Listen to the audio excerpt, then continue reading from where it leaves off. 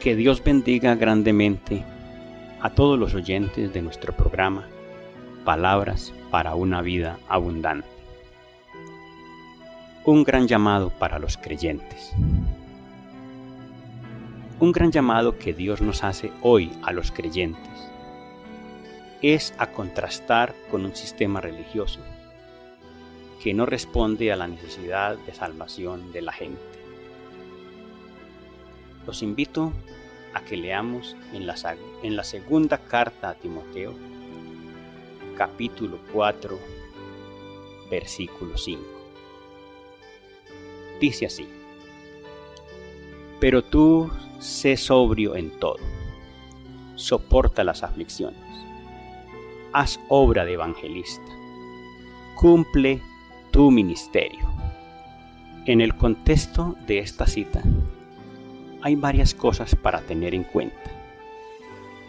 Primero, que es una carta en la que un ministro experimentado se dirige a un ministro en el cual ha depositado todas sus esperanzas de la continuación de la obra de Dios.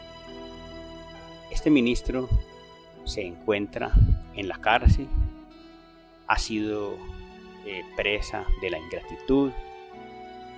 En cierta forma es un tiempo muy complicado y él espera que el destinatario reciba su mensaje con claridad y lo asuma con la grandeza que se deben asumir los compromisos espirituales.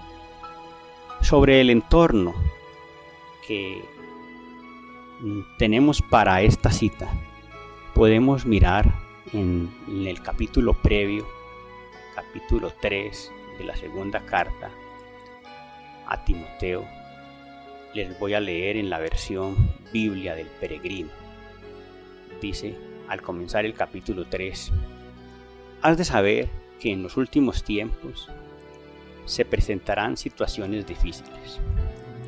Los hombres serán egoístas y codiciosos, fanfarrones, arrogantes, injuriosos, desobedientes a los padres, ingratos, impíos, despiadados, implacables, difamadores, incontrolados, inhumanos, hostiles a lo bueno, pérfidos, temerarios, vanidosos, más amigos del placer que de Dios, aunque salvan las formas de la religiosidad, reniegan de sus efectos. A esos tales evítalos. Particularmente esa primera parte del versículo 5 en la versión Reina Valera dice que tendrán apariencia de piedad, pero negarán la eficacia de ella.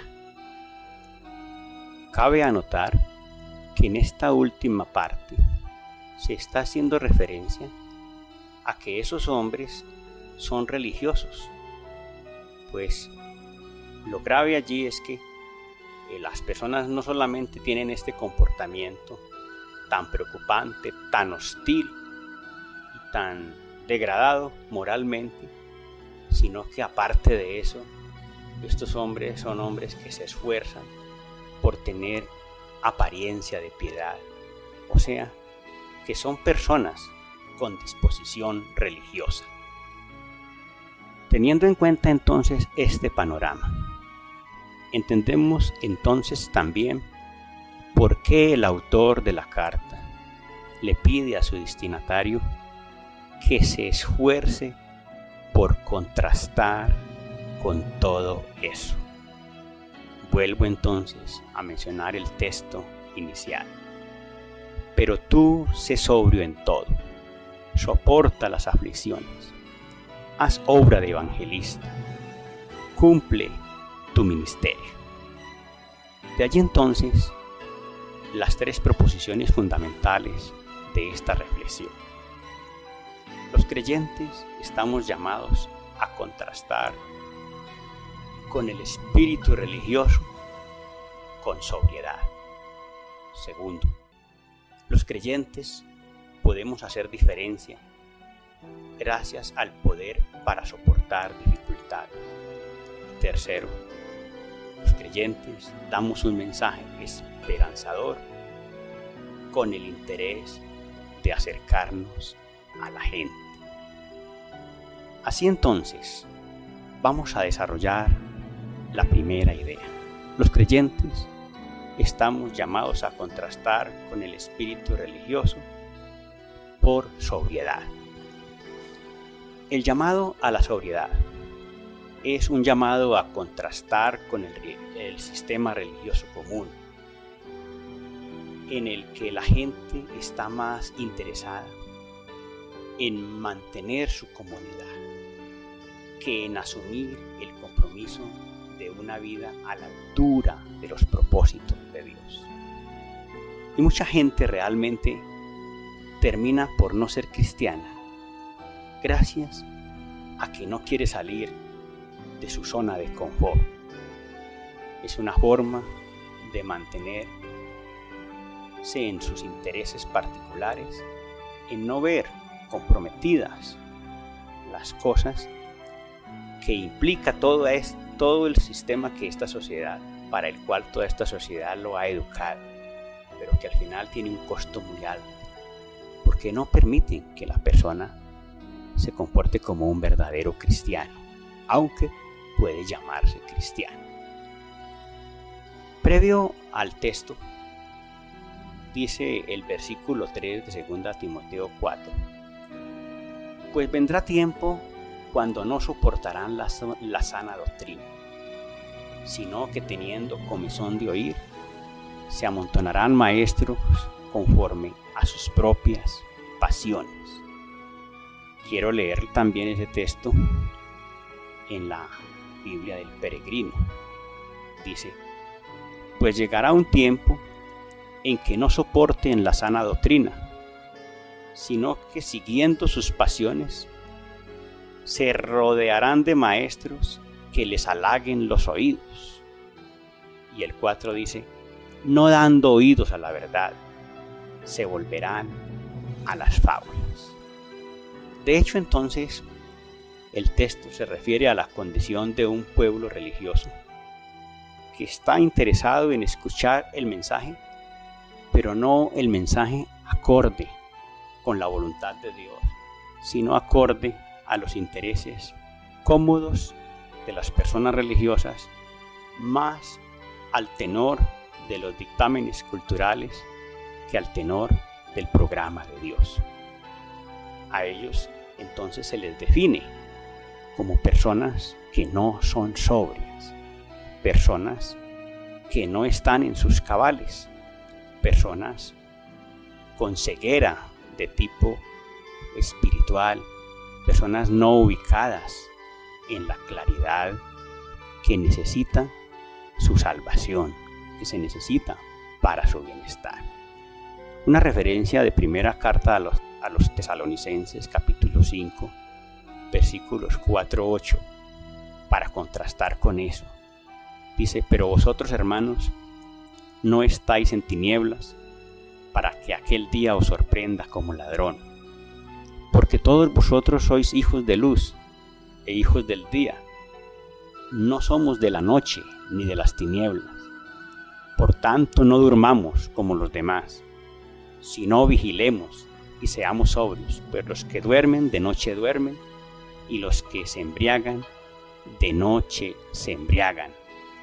Pero nosotros que somos del día, seamos sobrios, habiéndonos vestido con la coraza de la fe y del amor, y con la esperanza de salvación como casco. Con eso entonces entendemos que seguir los intereses nuestros buscando nuestra comodidad nos hace ciegos, nos hace poco sobrios, nos hace poco objetivos, mientras la palabra de Dios nos incomoda, pero nos incomoda para salvarnos, para mantenernos los ojos abiertos, para mantenernos saludables. De la misma manera, un texto como el Salmo 85 en el versículo 8, según la Reina Valera, dice: escucharé lo que hablará Jehová Dios, porque hablará paz a su pueblo y a sus santos, para que no se vuelvan a la locura. Les recuerdo entonces el segundo punto. Los creyentes podemos hacer diferencia con el poder para soportar las dificultades. En una sociedad religiosa tan poco trabajada para la madurez y que en realidad poco preparada está para asumir las dificultades de la vida, caminar hacia la madurez es algo que hace la verdadera diferencia. Y eso lo podemos comprender en la capacidad de las personas para sobrellevar dificultades.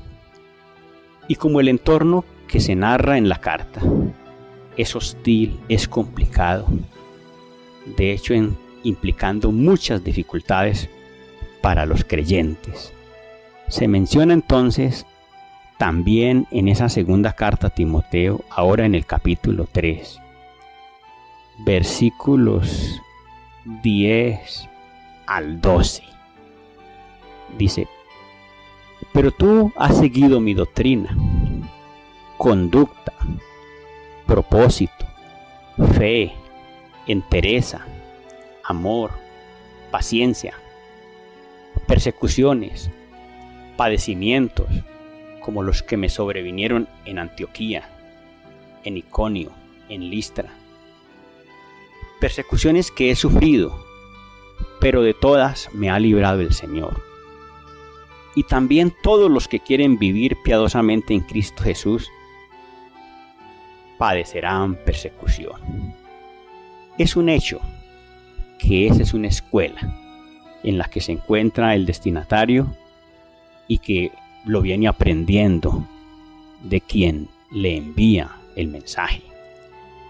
Y de hecho es una cuestión también que nos está mostrando a nosotros la hostilidad que debemos sobrellevar en una sociedad de personas no creyentes, con una mentalidad muy distinta a la mentalidad cristiana, pero entendiendo todo lo que nos aportan esas exigencias, esa capacidad de asumirlas como territorio de formación, de madurez, de crecimiento en los propósitos de Dios.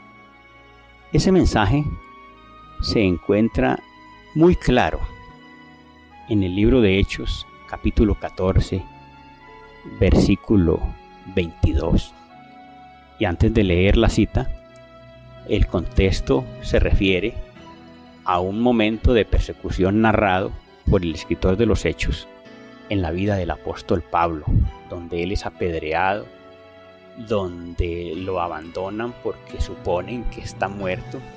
Sin embargo, él no está muerto, de allí se levanta y continúa adelante haciendo su trabajo, dejando ver que es una persona con toda la madurez del caso, que no se deja afectar por las agresiones, por los golpes de la vida.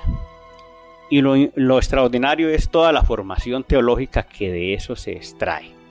El versículo 22 dice que él regresa nuevamente al lugar donde lo habían apedreado y les enseña de esta manera. Dice: confirmando los ánimos de los discípulos, exhortándoles a que permanecieran en la fe y diciéndoles, entiendan que esta frase está entre comillas porque es la gran elaboración teológica del acontecimiento: es necesario que a través de muchas tribulaciones entremos en el reino de Dios. De manera que nuestra actitud ante las dificultades tiene connotaciones teológicas, una actitud de aguante, y eso hace la verdadera diferencia en una sociedad religiosa permeada por la mentalidad del mundo. Recordemos que el texto que da base a esta reflexión es el de la segunda carta a Timoteo, capítulo 4, versículo 5. pero tú sé sobrio en todo, soporta las aflicciones, por eso lo de este segundo punto. Y por último, haz obra de evangelista. Miren ustedes que ese tercer aspecto es el que me da el fundamento para el último punto de nuestra reflexión, que se lo repito, los creyentes damos un mensaje esperanzador con el interés de acercarnos a la gente. En el mundo religioso es más atractivo ser un gran maestro o ser un gran predicador, cuando la gran necesidad del hombre perdido es la de ser encontrado por alguien que tenga la disposición de acercarse con criterio de servicio.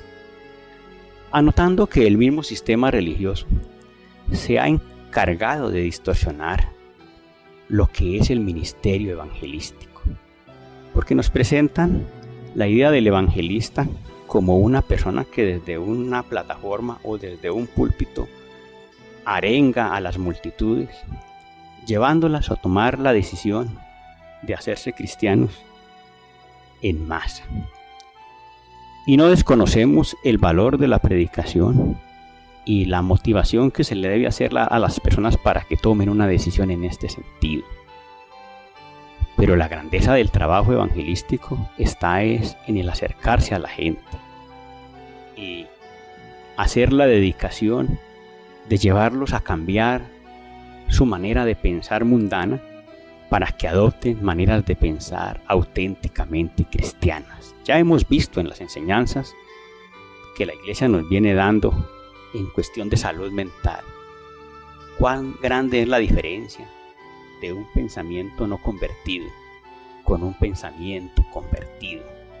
Y mucha gente piensan como inconversos estando dentro de la iglesia. Así que es todo un trabajo. Y el espíritu evangelista, digamos, lo podemos contemplar mirando en la Biblia. A mí me llama la atención lo del Evangelio de Mateo. Dentro de la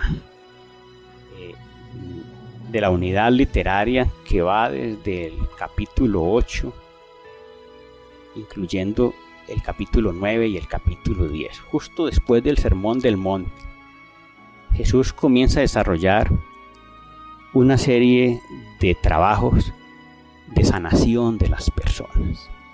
Su ministerio se desarrolla generando una gran eficacia en la sanidad de las personas. Eso se narra en el capítulo 8, se narra en el capítulo 9, y ya finalizando precisamente el capítulo 9, en el versículo 35 de Mateo, dice: recorría Jesús todas las ciudades y aldeas, enseñando en las sinagogas de ellos, predicando el evangelio del reino y sanando toda enfermedad y toda dolencia en el pueblo. Al ver las multitudes, tuvo compasión de ellas, porque estaban desamparadas y dispersas como ovejas que no tienen pastor. Entonces dijo a sus discípulos: a la verdad, la mies es mucha, pero los obreros pocos. Rogad pues al Señor de la mies que envíe obreros a su mies. El sentimiento que le generó a Jesús ver tanta necesidad en las personas, pues él estaba dedicado a eso, pero era tanta la necesidad que él se descubrió insuficiente para una tarea tan grande, y por eso busca despertar esa sensibilidad en los oyentes, la iglesia en ese momento representada por los discípulos, para que intercedan ante Dios, pidiéndole a Dios que despierte en los creyentes ese espíritu de ir, acercarse a la gente buscando la sanidad de ellos. Por eso el capítulo 10 se inicia con el llamado a sus discípulos. Entonces, llamando a sus 12 discípulos, les dio autoridad sobre los espíritus impuros para que los echaran fuera y para sanar toda enfermedad y toda dolencia.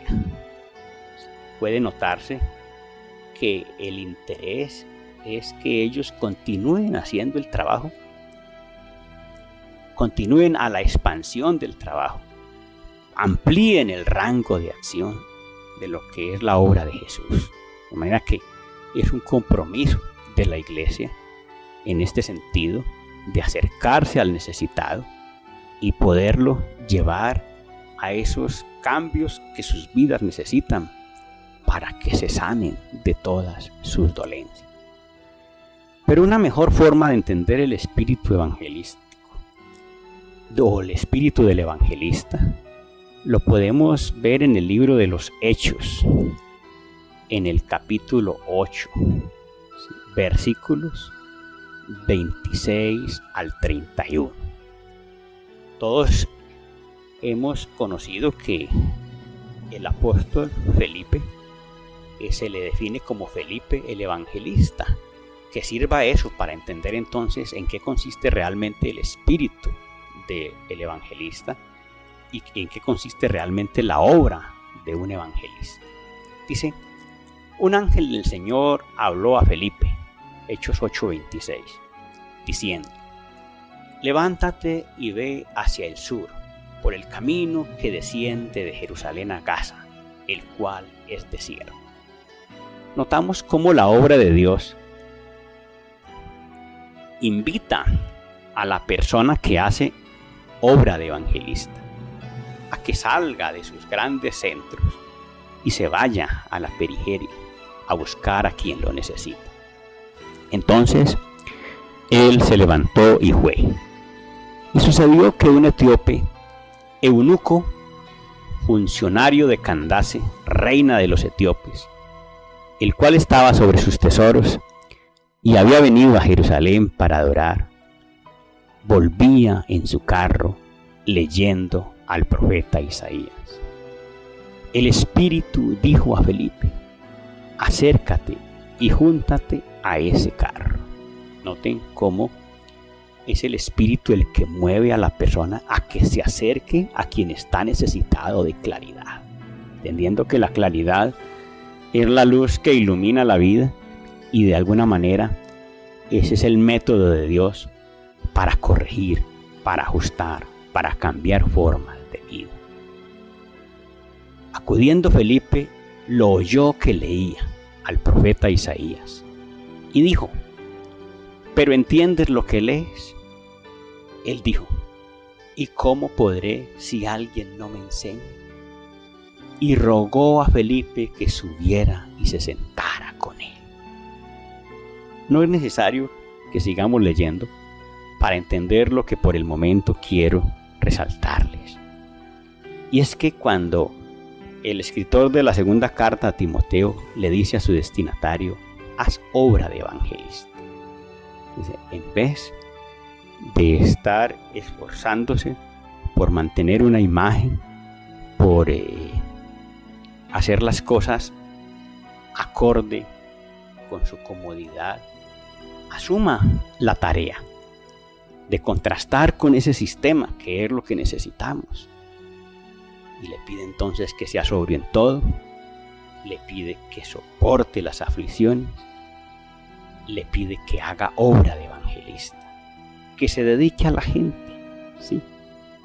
Y vean ustedes que en un tiempo como el actual, pues esa necesidad sigue siendo vigente, porque qué difícil es encontrar esos creyentes que estén dispuestos a acercarse a los necesitados. Pues hoy ese es el llamado que Dios nos hace. Y al final cierra el texto diciendo: cumple tu ministerio.